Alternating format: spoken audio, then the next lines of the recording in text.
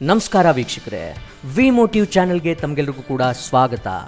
ಸ್ನೇಹಿತರೆ, ಈ ಸಂಘರ್ಷಗಳು ಕೆಲವೊಂದಿಷ್ಟು ಅದ್ಭುತಗಳನ್ನು ಸೃಷ್ಟಿ ಮಾಡಿಬಿಡುತ್ತೆ. ಸಂಘರ್ಷಗಳೇ ಕೆಲವೊಂದು ಶ್ರೇಷ್ಠ ವ್ಯಕ್ತಿತ್ವಗಳನ್ನು ರೂಪು ಮಾಡುತ್ತೆ. ಅಂತಹ ಸಂಘರ್ಷಗಳಿಂದಾನೇ ಹುಟ್ಟಿಕೊಂಡ ಒಬ್ಬ ಶ್ರೇಷ್ಠ ಆಟಗಾರನ ಬಗ್ಗೆ ನಿಮಗೆ ಹೇಳ್ತಾ ಹೋಗ್ತೀನಿ.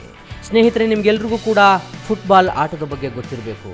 ಫುಟ್ಬಾಲ್ನ ವಿಷಯ ಎಲ್ಲೇ ಯಾರೇ ಮಾತಾಡಲಿ ಅಲ್ಲಿ ಈತನ ಹೆಸರು ಬರಲೇಬೇಕು. ಈ ಆಟದ ಬಗ್ಗೆ ಚೂರೇ ಗೊತ್ತಿದ್ದವರಿಗೂ ಈತ ಯಾರೆಂದು ಗೊತ್ತಿದೆ. ಇಂತಹ ಜನಪ್ರಿಯತೆ ಹೊಂದಿರುವ ಆಟಗಾರ ಲಿಯೋನೆಲ್ ಮೆಸ್ಸಿ. ಮೈದಾನದಲ್ಲಿ ಮೆಸ್ಸಿ ಉಂಟು ಮಾಡುತ್ತಿದ್ದ ರೋಮಾಂಚನ ಅವರ ಆಟ ನೋಡಿದವರಿಗೆ ಗೊತ್ತು. ಆದರೆ ಎಲ್ಲ ಚಾಂಪಿಯನ್ನರಂತೆ ಮೆಸ್ಸಿಯ ಬದುಕು ಸಂಘರ್ಷದಿಂದ ಕೂಡಿತ್ತು. ಬಹುಶಃ ಈ ಸಂಘರ್ಷದ ಪ್ರಮಾಣ ಬೇರೆಯವರಿಗಿಂತ ಒಂದು ತೂಕ ಜಾಸ್ತಿಯೇ ಇತ್ತು.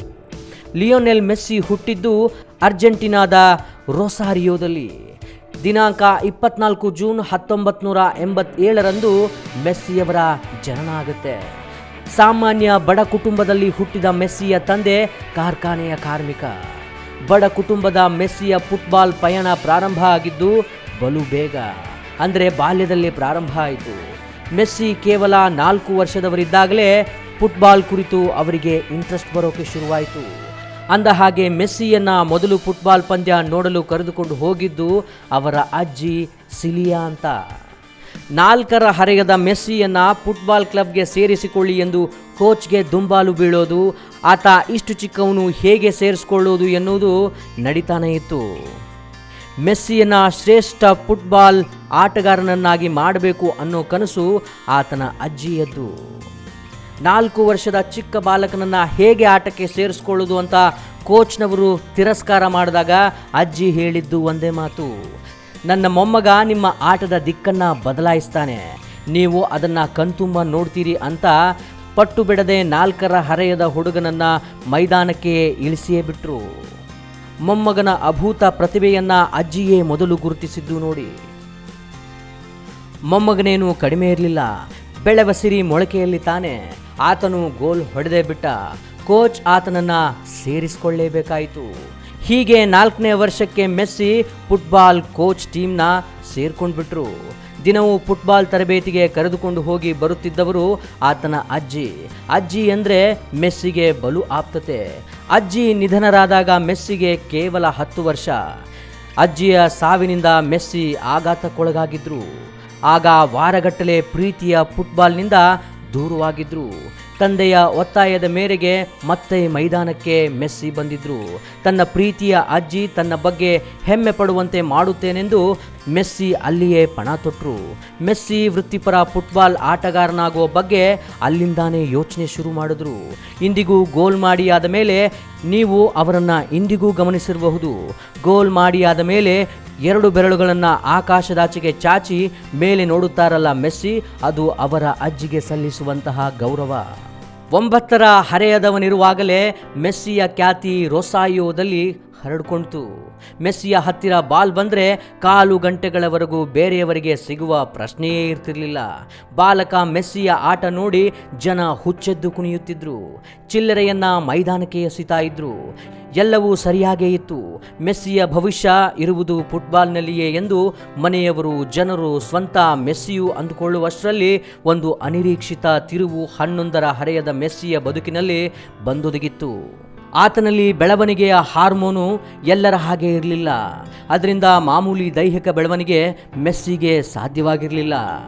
ದಿನವೂ ಇಂಜೆಕ್ಷನ್ ತೆಗೆದುಕೊಳ್ಬೇಕಿತ್ತು. ತಿಂಗಳಿಗೆ $1000 ಹಣ ಖರ್ಚು ಮಾಡುವ ವಿಶೇಷ ಥೆರಪಿ ಬೇಕಿತ್ತು. ಅವರ ತಂದೆ ತಾಯಿಗಳಿಗೆ ಅಷ್ಟು ಹಣ ಖರ್ಚು ಮಾಡುವ ಸಾಮರ್ಥ್ಯ ಕೂಡ ಇರಲಿಲ್ಲ. ಮೆಸ್ಸಿ ಆಡುತ್ತಿದ್ದ ಕ್ಲಬ್ ಕೂಡ ಶ್ರೀಮಂತ ಕ್ಲಬ್ ಆಗಿರಲಿಲ್ಲ.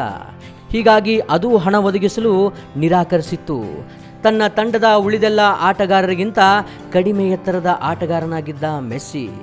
ಆದರೆ ಆ ಹುಡುಗನ ಫುಟ್ಬಾಲ್ ಪ್ರೇಮ ಅಪರಿಮಿತವಾದುದಾಗಿತ್ತು. ಹೀಗಾಗಿ ತನ್ನ ನ್ಯೂನ್ಯತೆ ಬಗ್ಗೆ ಗಮನ ಹರಿಸಿಕೊಡುವುದನ್ನು ಬಿಟ್ಟು ತನ್ನನ್ನು ತಾನು ಉತ್ತಮ ಆಟಗಾರನಾಗಿ ರೂಪಿಸಿಕೊಳ್ಳುವ ಕಡೆ ಮೆಸ್ಸಿ ಗಮನ ಹರಿಸಿದ್ರು. ಮೆಸ್ಸಿಯ ತಯಾರಿ, ಪರಿಶ್ರಮ, ನಿರಂತರ ಪ್ರಯತ್ನಶೀಲತೆಯ ಫಲ ಆತನ ಆಟದಲ್ಲಿ ಕಾಣದೆ ಹೋಗಲಿಲ್ಲ. ಫುಟ್ಬಾಲ್ ಕ್ಲಬ್ಗಳು ಅರೆರೆ ಇವ ಯಾರು ಎಂದು ಮೂಗಿನ ಮೇಲೆ ಬೆರಳಿಟ್ಕೊಂಡವು. ಕೆಲವು ಕ್ಲಬ್ಗಳಲ್ಲಿ ಆತನನ್ನ ಆಡಿಸುವ ಇಚ್ಛೆ ಇದ್ದರೂ ಆತನ ಚಿಕಿತ್ಸೆಗೆ ಬೇಕಾಗುವ ಹಣ ಹೊಂದಿರಲಿಲ್ಲ. ಆದರೆ ಯಾರಿಂದಲೋ ಈ ಹುಡುಗನ ಆಟದ ಬಗ್ಗೆ ತಿಳಿದ ಬಾರ್ಸಿಲೋನಾ ಫುಟ್ಬಾಲ್ ಕ್ಲಬ್ನ ಕೋಚ್ ಮೆಸ್ಸಿಯ ಆಟವನ್ನ ಗಮನಿಸಿದ್ರು. ಮೆಸ್ಸಿಯ ಆಟದ ಬಗೆಗಿನ ಮಾತುಗಳು ಉತ್ಪ್ರೇಕ್ಷೆಯೋ ನಿಜವೋ ಎಂದು ಪರೀಕ್ಷೆ ಮಾಡಲು ಮೆಸ್ಸಿಯನ್ನ ಸ್ಪೇನ್ಗೆ ಆಹ್ವಾನಿಸಿದ್ರು. ಆ ಪರೀಕ್ಷೆಯಲ್ಲಿ ಮೆಸ್ಸಿ ಉತ್ತೀರ್ಣರಾದರೆ ಅವರ ಚಿಕಿತ್ಸೆಯ ಪೂರ್ತಿ ವೆಚ್ಚವನ್ನ ಕ್ಲಬ್ ಭರಿಸುವುದಾಗಿ ಹೇಳಿತು. ಸ್ಪೇನ್ಗೆ ಮೆಸ್ಸಿ ಬಂದಿಳಿದಾಗ ಬಾರ್ಸಿಲೋನಾ ಫುಟ್ಬಾಲ್ ಕ್ಲಬ್ನ ಸದಸ್ಯರು ಆತನ ಎತ್ತರ ನೋಡಿ ಅಚ್ಚರಿಪಟ್ಟಿದ್ರು. ಆದರೆ ಒಮ್ಮೆ ಮೆಸ್ಸಿ ಜೊತೆ ಮೈದಾನಕ್ಕೆ ಇಳಿದಿದ್ದೇ ತಡ ಅವರೆಲ್ಲ ದಂಗಾಗಿ ಹೋಗಿದ್ರು. ಕೋಚ್ಗಂತೂ ಮೆಸ್ಸಿಯ ಪ್ರತಿಭೆಯನ್ನ ನೋಡಿ ಮಾತೇ ಹೊರಡಲಿಲ್ಲ. ಬಾರ್ಸಿಲೋನಾ ಫುಟ್ಬಾಲ್ ಕ್ಲಬ್ನ ಒಪ್ಪಂದ ಮೆಸ್ಸಿಯ ಬದುಕನ್ನೇ ಬದಲಾಯಿಸಿತು. 14ರ ಮೆಸ್ಸಿ ತನ್ನ ಕುಟುಂಬದೊಂದಿಗೆ ಸ್ಪೇನ್ಗೆ ತೆರಳಿದ್ರು. ಅಲ್ಲಿ ಬಾಲಕರಿಗಾಗಿನ ಪಂದ್ಯಾವಳಿಗಳಲ್ಲಿ ಆಡುತ್ತಾ 16ನೇ ವಯಸ್ಸಿಗೆ ವೃತ್ತಿಪರ ಫುಟ್ಬಾಲ್ ಆಡಲು ಶುರು ಮಾಡಿದ್ರು. 2005ರಲ್ಲಿ ತನ್ನ 18ನೇ ವಯಸ್ಸಿನಲ್ಲಿ ಹಂಗರಿಯ ವಿರುದ್ಧ ಮೊದಲ ಅಂತಾರಾಷ್ಟ್ರೀಯ ಪಂದ್ಯವನ್ನಾಡಿದ್ರು. 2009ರಲ್ಲಿ ಫಿಫಾ ವಿಶ್ವ ಅತ್ಯುತ್ತಮ ಆಟಗಾರರಾದರು. 2012ರಲ್ಲಿ ಅತಿ ಹೆಚ್ಚು ಅಂದರೆ 91 ಗೋಲ್ ಮಾಡಿ ಗಿನ್ನಿಸ್ ದಾಖಲೆಯಲ್ಲೂ ಸೇರಿಕೊಂಡ್ರು. ಗೋಲ್ ಮಷೀನ್ ಎಂದು ಕರೆಸಿಕೊಳ್ಳುವ ಮೆಸ್ಸಿ ಕೇವಲ 22ರ ಹರೆಯದಲ್ಲೇ ಫಿಫಾದ ವರ್ಷದ ಆಟಗಾರ ಪ್ರಶಸ್ತಿ ಗಳಿಸಿದ್ರು. ತನಗೆ ಮರುಜನ್ಮ ಕೊಟ್ಟ ಬಾರ್ಸಿಲೋನಾ ಫುಟ್ಬಾಲ್ ಕ್ಲಬ್ಗೆ ನಿಷ್ಠರಾಗಿದ್ದ ಮೆಸ್ಸಿ 34 ಪ್ರತಿಷ್ಠಿತ ಟ್ರೋಫಿಗಳನ್ನು ತಂಡಕ್ಕೆ ಗಳಿಸಿಕೊಟ್ರು. ಇನ್ನು ವರ್ಷದ ಅತ್ಯುತ್ತಮ ಆಟಗಾರ, ಚಿನ್ನದ ಶೂ, ಚಿನ್ನದ ಚೆಂಡು ಇಂತಹ ಪ್ರಮುಖ ಪ್ರಶಸ್ತಿಗಳನ್ನು ಬೇರೆಲ್ಲ ಆಟಗಾರರಿಗಿಂತ ಹೆಚ್ಚು ಸಲ ಮೆಸ್ಸಿ ಗೆದ್ದಿದ್ದಾರೆ. ಅವರ ದಾಖಲೆಗಳನ್ನು ಹೇಳುತ್ತಾ ಹೋದರೆ ಇಡೀ ದಿನ ಸಮಯ ಸಾಲೋದಿಲ್ಲ. ಆಸ್ಪತ್ರೆ ಖರ್ಚಿಗೆ ತಿಂಗಳಿಗೆ $900 ಇಲ್ಲದೆ ಒದ್ದಾಡುತ್ತಿದ್ದ ಮೆಸ್ಸಿ ಈಗ ಜಗತ್ತಿನಲ್ಲೇ ಅತಿ ಹೆಚ್ಚು ಹಣ ಗಳಿಸುವ ಆಟಗಾರ. ಇತರ ಆಟಗಾರರಿಗೆ ಆಟದ ತರಬೇತಿಯಲ್ಲಿ ಸಹಾಯ ಮಾಡೋದು, ತನಗೆ ಗೊತ್ತಿದ್ದ ಟಿಪ್ಸ್ ಹಂಚಿಕೊಳ್ಳೋದು ಅವರ ಗುಣ. ಯುನಿಸೆಫ್ ಮತ್ತು ತಮ್ಮ ಫೌಂಡೇಶನ್ ಮೂಲಕ ರೋಗ ಪೀಡಿತ ಕಷ್ಟದಲ್ಲಿರುವ ಮಕ್ಕಳಿಗಾಗಿ ಅಪಾರವಾಗಿ ಮೆಸ್ಸಿ ಹಣ ಖರ್ಚು ಮಾಡ್ತಾರೆ.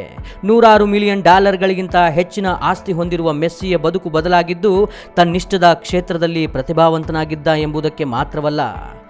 ಯಾವ ಅಡೆತಡೆ ಬಂದರೂ ತನ್ನ ಆರೋಗ್ಯದ ಸಮಸ್ಯೆ, ದುಡ್ಡಿನ ಸಮಸ್ಯೆ, ಅಪಹಾಸ್ಯ, ತಿರಸ್ಕಾರ ಎಲ್ಲವನ್ನ ಎದುರಿಸಿಯೂ ವೃತ್ತಿಪರ ಫುಟ್ಬಾಲ್ ಆಟಗಾರನಾಗುವ ತನ್ನ ಕನಸನ್ನ ಅವರು ಎಂದೂ ಬಿಟ್ಟುಕೊಡಲಿಲ್ಲ. ಪ್ರಯತ್ನವನ್ನ ನಿಲ್ಲಿಸಲಿಲ್ಲ, ಶ್ರಮ ಪಡಲು ಅಂಜಲಿಲ್ಲ. ತಾನು ಹಾಕುವ ಶ್ರಮ ಫಲ ಕೊಡದೆ ಹೋದ್ರೆ ಅಂತ ಅರೆಕ್ಷಣವೂ ಯೋಚಿಸಲಿಲ್ಲ. ನಿಜ ಹೇಳಬೇಕಂದ್ರೆ ಯಶಸ್ಸಿಗೆ ಯಾವ ಗುಟ್ಟೂ ಇರೋದಿಲ್ಲ. ಸತತ ಅಭ್ಯಾಸವೊಂದೇ ಯಶಸ್ಸಿನ ದಾರಿ. ಅದರಲ್ಲಿ ಅದೃಷ್ಟ ಅಥವಾ ಆಕಸ್ಮಿಕಗಳಿರುವುದಿಲ್ಲ. ಆಕಸ್ಮಿಕವಾಗಿ ಬಂದ ಯಶಸ್ಸಿನ ಆಯಸ್ಸು ಅಷ್ಟಕ್ಕಷ್ಟೇ. ಸತತ ಯಶಸ್ಸು ಗಳಿಸಿದ ಯಾವುದೇ ಚಾಂಪಿಯನ್ನರನ್ನ ನೀವು ಅದೃಷ್ಟವಂತರಲ್ಲಿವೆ ಅಂತ ಕೇಳಿ ನೋಡಿ, ಅವರು ನಕ್ಕು ಮುಂದೆ ಹೋಗ್ತಾರಷ್ಟೇ. ಸ್ನೇಹಿತರೆ, ಬಾರ್ಸಿಲೋನಾದಲ್ಲಿ ಮೆಸ್ಸಿ ವಾಸವಿರ್ತಿದ್ರು. ಬಾರ್ಸಿಲೋನಾ ಕ್ಲಬ್ ಪರ ಆಡುತ್ತಿದ್ದರು. ತನ್ನ ದೇಶ ಅರ್ಜೆಂಟೀನಾ ಮತ್ತು ಹುಟ್ಟೂರಾದ ರೋಸಾರಿಯೋ ಬಗ್ಗೆ ಅವರಿಗೆ ಬಲು ಪ್ರೀತಿ. ರೋಸಾರಿಯೋದ ಜನರು ಮೆಸ್ಸಿ ಅಂದರೆ ಪ್ರಾಣ ಬಿಡ್ತಾರೆ. ಮಕ್ಕಳ ಹೆಸರನ್ನ ಮೆಸ್ಸಿ ಎಂದು ಇಡಬಾರದು ಅಂತ ಅಲ್ಲಿನ ಸ್ಥಳೀಯ ಸರ್ಕಾರವೇ ಹೊಸ ಕಾನೂನು ತರುವಷ್ಟು ಮೆಸ್ಸಿಗೆ ಅಲ್ಲಿ ಜನಪ್ರಿಯತೆ. ಎಲ್ಲರೂ ಮಕ್ಕಳಿಗೆ ಮೆಸ್ಸಿ ಅಂತ ಹೆಸರಿಡ್ತಾ ಹೋದ್ರೆ ಮುಂದೊಂದು ದಿನ ಎಲ್ಲಿ ನೋಡಿದರೂ ಮೆಸ್ಸಿ ಹೆಸರಿನವರೇ ತುಂಬಿ ತುಳುಕ್ತಾರೆ ಅಂತ ಅಲ್ಲಿನ ಸರ್ಕಾರಕ್ಕೂ ಭಯ. ಅಂತಹ ಜನಪ್ರಿಯತೆ ಈ ಆಟಗಾರನದ್ದು. ಆತ ಆಡುವ ಕ್ಲಬ್ ಮಾತ್ರ ಸ್ಪೇನಿನದ್ದು. ಆದರೆ ಅಂತಾರಾಷ್ಟ್ರೀಯ ಪಂದ್ಯಗಳಲ್ಲಿ ಅವರು ಪ್ರತಿನಿಧಿಸುವುದು ತಾಯ್ನಾಡು ಅರ್ಜೆಂಟೀನಾವನ್ನೇ. ಚಿನ್ನದ ಶೂ ಮತ್ತು ಚಿನ್ನದ ಚೆಂಡನ್ನ ಗೆದ್ದು ತಾಯ್ನಾಡಿಗೆ 2005ರ ಫಿಫಾ ಯುವ ವಿಶ್ವ ಚಾಂಪಿಯನ್ಶಿಪ್ ಗೆಲ್ಲಿಸಿಕೊಟ್ಟಿದ್ರು. 2008ರ ಒಲಿಂಪಿಕ್ಸ್ನಲ್ಲಿ ಚಿನ್ನ ಪಡೆದ ಅರ್ಜೆಂಟೀನಾ ತಂಡದ ಸದಸ್ಯರಾಗಿದ್ದರು ಮೆಸ್ಸಿ. ಅರ್ಜೆಂಟೀನಾದ ಫುಟ್ಬಾಲ್ ದಂತಕತೆ ಮರಡೋನಾ ತನ್ನ ಉತ್ತರಾಧಿಕಾರಿ ಎಂದು ಮೆಸ್ಸಿಯನ್ನ ಕರೆದ್ರು. 2014ರಲ್ಲಿ ಫಿಫಾ ವಿಶ್ವಕಪ್ನಲ್ಲಿ ಅರ್ಜೆಂಟೀನಾದ ನಾಯಕನಾಗಿ ಫೈನಲ್ವರೆಗೆ ಕೊಂಡೊಯ್ದಿದ್ರು. ಈ ಪಂದ್ಯಾವಳಿಯಲ್ಲಿ ಚಿನ್ನದ ಚೆಂಡು ಮೆಸ್ಸಿಯವರ ಪಾಲಾಗಿತ್ತು. 2016ರಲ್ಲಿ ಕೋಪಾ ಅಮೆರಿಕಾ ಕಪ್ನಲ್ಲಿ ಅರ್ಜೆಂಟೀನಾ ತಂಡ ಸೋತುವುದಕ್ಕೆ ನೊಂದು ಆಟದಿಂದಲೇ ಮೆಸ್ಸಿ ನಿವೃತ್ತರಾಗಿದ್ದರು. ಜೀವನದಲ್ಲಿ ಇಷ್ಟೆಲ್ಲ ಸಾಧನೆ ಮಾಡಿ ಮೆಸ್ಸಿ ನಿವೃತ್ತಿಯಾದಾಗ ಅವರಿಗೆ ಕೇವಲ 29 ವರ್ಷ. ಒಬ್ಬ ಆಟಗಾರ ಮಹಾನ್ ಆಗಲು ಏನು ಬೇಕೋ ಅಷ್ಟನ್ನ ಮೆಸ್ಸಿ ಅಷ್ಟು ವಯಸ್ಸಿಗಾಗಲೇ ಸಾಧಿಸಿಬಿಟ್ಟಿದ್ರು. ಆದರೆ ಅಭಿಮಾನಿಗಳು ಅವರನ್ನ ಅಷ್ಟು ಬೇಗ ನಿವೃತ್ತಿಯಾಗಲು ಬಿಟ್ಟಾರಿಯೇ? ಮತ್ತೆ ವಾಪಸ್ ಬರಬೇಕಾಯಿತು ಮೆಸ್ಸಿ. ತನ್ನ ಕಷ್ಟಗಳನ್ನು ತನ್ನ ಕನಸುಗಳ ನಡುವೆ ಅಡ್ಡ ಬರಲು ಮೆಸ್ಸಿ ಎಂದಿಗೂ ಬಿಡಲಿಲ್ಲ.